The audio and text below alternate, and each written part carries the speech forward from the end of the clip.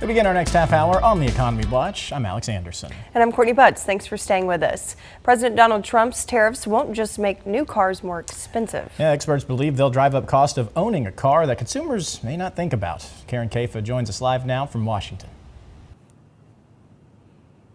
Hi there, Alex and Courtney. Ford this morning said that their sales surged in March. And while they didn't specifically say tariffs in their company release, it's pretty much assumed that buyers got out there ahead of what they think are going to be price increases on the horizon. But it's not just the price of a new car that could rise with these tariffs, it could be used as well.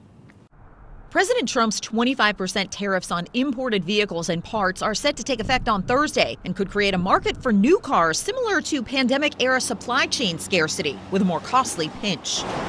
Autos have done nothing but increase in cost. And today we actually have higher interest rates than we did back in the COVID times. Higher auto costs can bring higher insurance costs, which have already skyrocketed in recent years. Tariffs on items like steel and aluminum also said to push the price of auto parts higher. So repairs and used cars could cost more too. If you need to repair your car, it costs you a little more money. Same thing when the dealer takes in a trade-in, they have to recondition the vehicle, they have to repair the vehicle, be selling standards. That will add cost as well.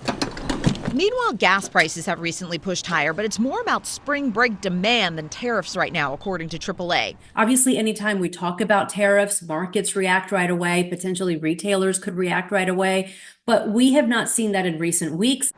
AAA says tariffs on imports from Canada could squeeze drivers in the northern portion of the country. Northern states in New England, along the Midwest, all those states that are closest to Canada do rely on gasoline from Canada in many cases. So they could be seeing some effects. But AAA also notes the national average is about 40 cents lower per gallon than this time last year.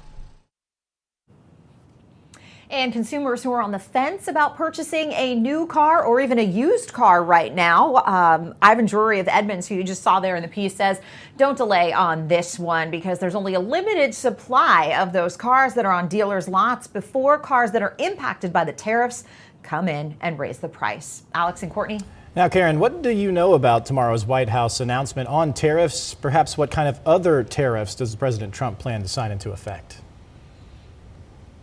Yeah, Alex, we don't really know a lot just yet. And this afternoon at the press briefing, White House Press Secretary Karoline Leavitt was pressed by reporters for some of those answers.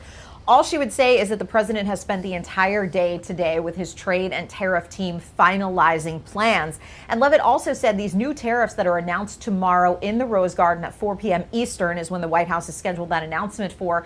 They'll take effect immediately. That's important to American consumers because that means Americans will feel the price increases more quickly because those other countries that are impacted won't have time to negotiate if those tariffs go into effect. Certainly, Leavitt says that those countries are welcome to negotiate after the fact if they'd like to, that the White House welcomes that.